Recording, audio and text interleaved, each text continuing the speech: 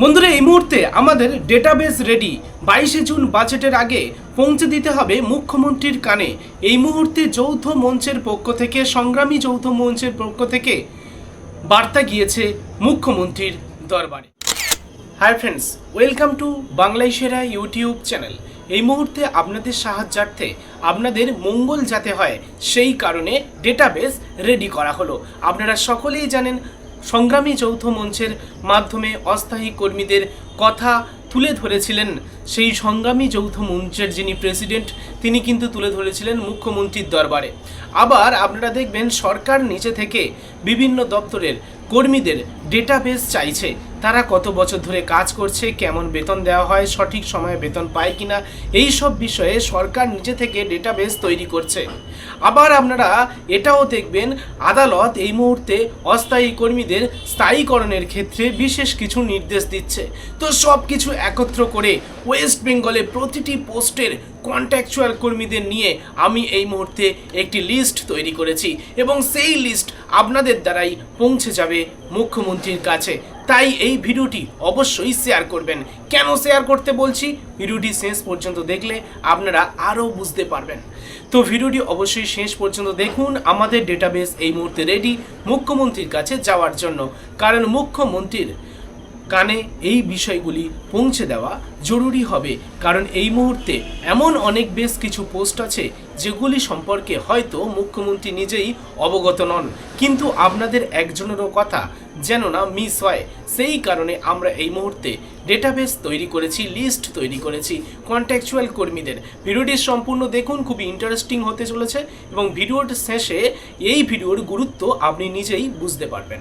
যাই হোক, অবশ্যই লাইক করুন, শেয়ার করে প্রত্যেককে জানান। নিয়মিত চাকরি সংক্রান্ত এডুকেশন রিলেটেড গুরুত্বপূর্ণ নিউজগুলি দেখতে চ্যানেলটিকে সাবস্ক্রাইব করে রাখুন। চলুন ডিটেলস দেখে নেওয়া যাক।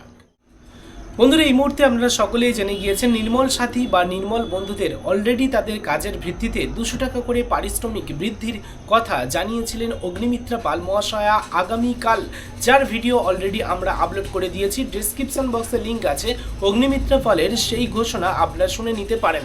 এছাড়াও ন্যাশনাল হেলথ মিশনের আন্ডারে কর্মীদের বেতন বৃদ্ধির কথা মুখ্যমন্ত্রীর দরবারে তুলে ধরা হয়েছিল এবং সেখান থেকে মুখ্যমন্ত্রী আশ্বাস দিয়েছিলেন যে সেপ্টেম্বর মাস থেকে তারা বর্ধিত বেতন হাতে পাবে।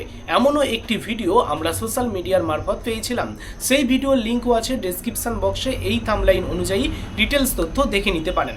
তার মানে এক কথায়, নির্মল সাথী বা নির্মল বন্ধু এছাড়া NHM অর্থাৎ ন্যাশনাল হেলথ মিশনের আন্ডারে কর্মীদের বেতন বৃদ্ধি হয়ে গিয়েছে বা সেই আশ্বাস আমরা পেয়েছি, কিন্তু বাকি পড়ে থাকা প্রচুর দপ্তরের কর্মীদের বেতন বৃদ্ধির কোনো বিষয়ে আমরা কিন্তু এখনও বুঝতে পারছি না।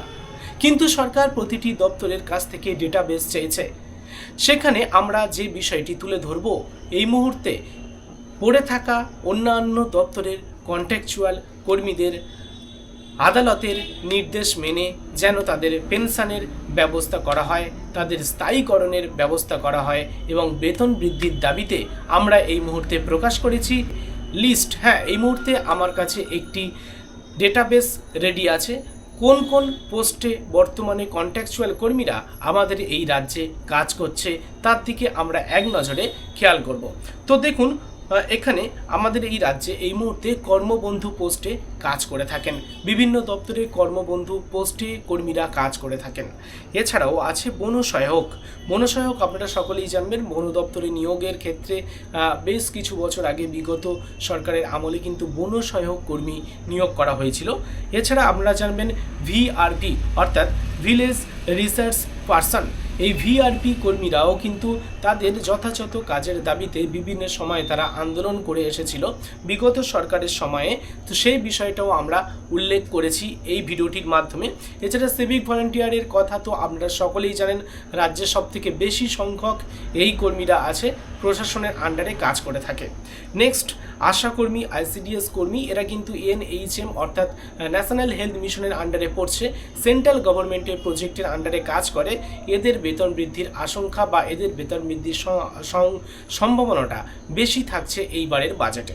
তো এছাড়াও বলে রাখি এসএসকে এছাড়া এমএসকে যারা আছেন তাদেরও কিন্তু এই বার্তা দেওয়া হচ্ছে এই ভিডিওটির মাধ্যমে।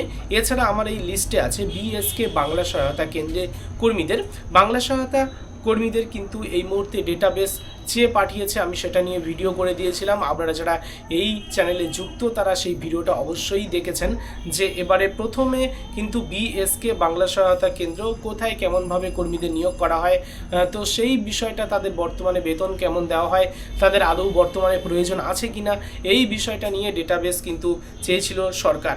এছাড়াও এনএসকিউএফ অর্থাৎ ভোকেশনাল পার্ট টাইম শিক্ষক সিএসপি কর্মী, এছাড়া আইটি সিআরপি কর্মী, এই আইটি সিআরপি কর্মীদের নিয়েও সংগ্রামী যৌথ মঞ্চের মাধ্যমে তাদের বার্তাটাও তুলে ধরা হয়েছিল। এছাড়া ভিবিডিসি যারা ডেঙ্গু কর্মী, এছাড়া কন্ট্রাকচুয়াল গ্রুপ সি যেসব স্টাফ আছে বিভিন্ন কলেজ বিশ্ববিদ্যালয় বিভিন্ন স্কুলে কন্ট্রাকচুয়াল হিসাবে যারা কাজ করে থাকে গ্রুপ ডি কর্মী তাদের ক্ষেত্রেও। এছাড়া আপনারা সকলেই জানবেন ওয়াটার ফেসিলিটেটর, এছাড়া এইচএমভি পিএইচই দপ্তরে যারা কাজ করে থাকে। এছাড়া আপনারা দেখবেন অস্থায়ীভাবে মিটার রিডিংয়ের ক্ষেত্রে বেশ কিছু কর্মী কাজ করে থাকে। মিটার রিডিংয়ের ক্ষেত্রে যারা বাড়ি বাড়িতে গিয়ে মিটার রিডিং যারা নেয়। এছাড়া অস্থায়ী যারা সুইপার আছে বিদ্যুৎ দপ্তরে অস্থায়ী কন্ট্রাকচুয়াল কর্মীদের কথা আমি বলছি। এছাড়া আপনারা দেখবেন ড্রেনেজ সিস্টেম যারা মেনটেন করে অর্থাৎ ড্রেনেজ কর্মী, এজেন্সি স্টাফ পৌরসভার আন্ডারে যারা কাজ করে থাকে। এছাড়া ট্রান্সপোর্ট বা পরিবহন দপ্তরে যেসব কন্ট্রাকচুয়াল কর্মীরা কাজ করে থাকে, অনেক কন্ট্রাক্টর আছে যারা কন্ট্রাকচুয়াল হিসাবে কাজ করে থাকে ওকে ডব্লিউবিটিসির আন্ডারে। এছাড়াও আপনারা জানবেন ডেটা প্রসেসিং পার্সোনাল অর্থাৎ ডিপিপি কর্মী আছে, প্রাণী বন্ধু আছে, প্রাণী মিত্র আছে। এছাড়াও আছে এআই ওয়ার্কার, এমনকি হোমগার্ডরা আপনারা জানবেন যে প্রশাসনের আন্ডারে হোমগার্ডরা কাজ করে থাকে। এছাড়া আইসিটি কম্পিউটার শিক্ষক যারা বিভিন্ন স্কুলে এই কম্পিউটার টিচাররা কাজ করে থাকেন, এদের কথাও সংগ্রামী যৌথ মঞ্চের মাধ্যমে তুলে ধরা হয়েছিল। এছাড়া আপনারা জানবেন এসবিএসটিসি অর্থাৎ চুক্তিভিত্তিক বাস কন্ট্রাক্টর, যেটা আমি কিছুক্ষণ আগে আপনাদেরকে বললাম। এছাড়াও চুক্তিভিত্তিক ফার্মাসিস্ট আছে, তবে চুক্তিভিত্তিক যারা ফার্মাসিস্ট যদি এনএইচএম দপ্তরের মধ্যে তারা পড়ে তাহলে কিন্তু তাদের বেতন বৃদ্ধি অবশ্যই হবে, কারণ এটা নিয়ে অলরেডি কিন্তু আশ্বাস পাওয়া গিয়েছে। এছাড়া পাম্প অপারেটর ও ল্যাব ওয়ার্কার আছে পিএইচই দপ্তরে। এছাড়া এসএইচজি অর্থাৎ সেলফ হেল্প গ্রুপের যেসব কোঅর্ডিনেটর আছে, গেস্ট টিচার জিআরএস অর্থাৎ গ্রাম রোজগার সহায়ক আছে, যেটা সরাসরি সেন্ট্রাল গভর্নমেন্টের কোনো একটি প্রজেক্টে এই গ্রাম রোজগার সহায়ক কর্মীরা কাজ করে থাকেন। এছাড়া আপনারা জানাবেন হোমিওপ্যাথিক ডাক্তার ও সিসিটি যারা কাজ করে থাকেন, পঞ্চায়েতের কর্মী, আয়ুর্বেদিক মেডিকেল অফিসার, হসপিটালের যেসব কন্ট্রাকচুয়াল ক্যাজুয়াল স্টাফ আছেন, এছাড়া সুপারভাইজার আছেন। এই প্রতিটি আমি এই যে দপ্তরগুলোর এই যে পোস্টগুলোর নাম বললাম, আমি পোস্টের নাম আলাদাভাবে কেন উল্লেখ করলাম? আলাদাভাবে উল্লেখ করার একটি মাত্র কারণ, যখন আলাদাভাবে পোস্টের নামটি পৌঁছবে এই ভিডিওর মাধ্যমে সেই বার্তা যাবে, তখন কিন্তু এই পোস্ট সম্পর্কে সরকার অবগত হতে পারবে।